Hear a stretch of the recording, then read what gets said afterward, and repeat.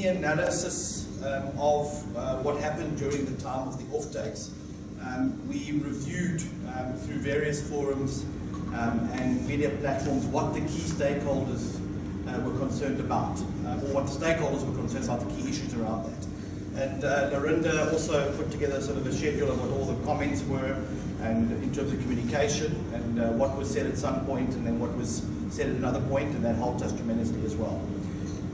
As we then unpacked these issues, and what we managed to drill down into are these key concerns, and I'm happy to add to any of these if people feel we missed anything.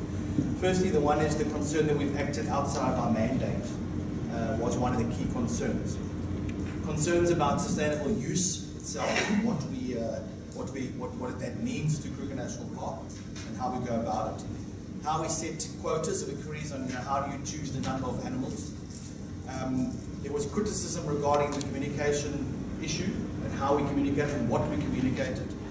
And there was a need for common understanding of the role of public participation in the management plan. It's quite clear there's a feeling that people are saying, but hold on a second, you never consulted.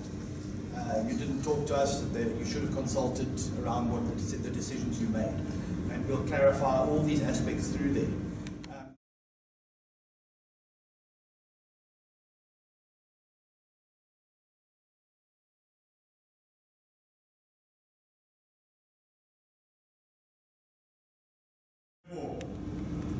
Kruger is coming up with an idea to give us meat within the schools. Then schools agreed that it won't be all schools that can benefit out of this meat, because some of the schools are like they've indicated. Schools are getting into Kruger for lessons.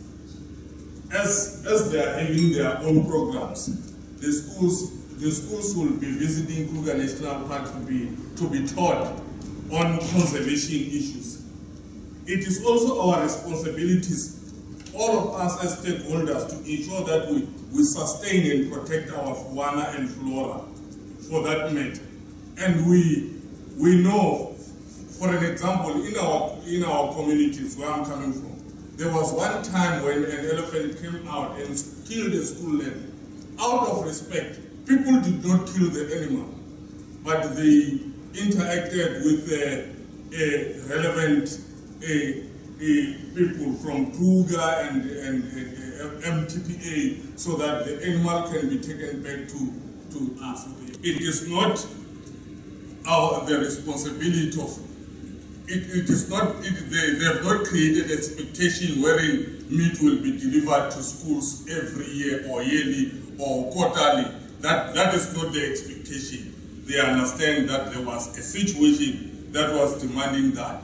And out of that, let me indicate that the communities bordering the Kruger National Park also understand that there are times when they also lose their livestock because of the diseases that they were saying. But because there is a proper communication and relationship within the borders of Kruger National Park, there is no expectation that has been created that each and every school will get meat and meat will be sent to school on a yearly basis. It was an opportunity that avails itself, which people are aware that if it's not today, my time will come. In short, I'm trying to emphasize the patience and the understanding what people have with regard to the benefits they can, get from the parks.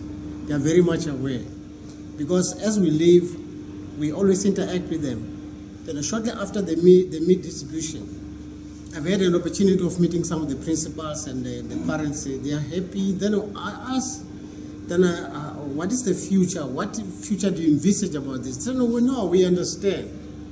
This is the beginning, and we are waiting for an opportunity, whatever opportunity that comes. If it benefits us, it's okay. Meaning, it's not only the question of the meat, whatever, like they alluded to the issue of the employment, which people are aware. There are some of the members from the villages who are working here, and there are so many different benefits people are getting here. So we are there to support and to ensure that people understand what's happening. It can't be everybody benefiting equally.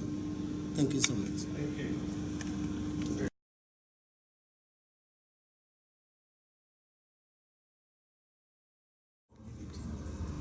I'm getting the impression that the needs of the community are being elevated now above those of the protected area. And that is where I feel very much uneasy, because issues of hunger and need are a priority to the Department of Social Development. They are better placed to work out solutions that are directed at alleviation of poverty. The core mandate of Kruger Park certainly is not the upliftment of communities. I may be wrong, you can correct me. I'm open to be educated. But I think the core mandate of the park is not community development. It's the protected area itself, and community development perhaps is secondary to that, because we are all concerned about the poverty going on in South Africa. But sometimes we might end up throwing out the baby with the bathwater. My impression is we are elevating those needs. They are genuine needs. I don't undermine them. But we cannot be seen to be elevating them above the park itself. The park is a sanctuary. It's sacred. And that should be respected. Anything else that emanates from that should have a secondary role. Now, I certainly don't argue that Kruger should not benefit communities around, but certainly I don't want to have the impression that I have now, because I'm quite not happy, frankly. I'm getting the impression that we are prepared to do anything at all costs for the community, and well, the park, by the way, is the park. We'll see it later. So you have to get your name?